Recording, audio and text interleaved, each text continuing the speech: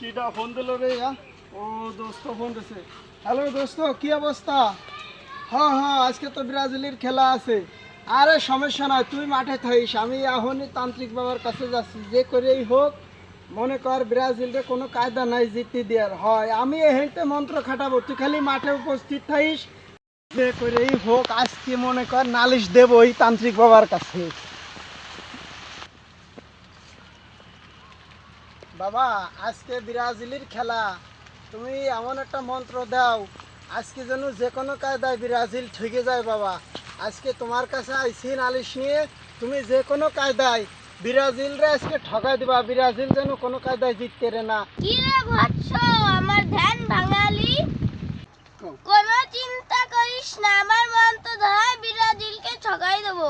আচ্ছা বাবা, ঠিক আছে, আমি তোমার ভরসায় থাকলাম। তুমি যে করেই হোক আজকে ব্রাজিলকে ঠগাই দিবা, আমি তোমার ভরসায় থাকলাম, ঠিক আছে? নালে আমার মান সম্মান নিয়ে টানাটানি।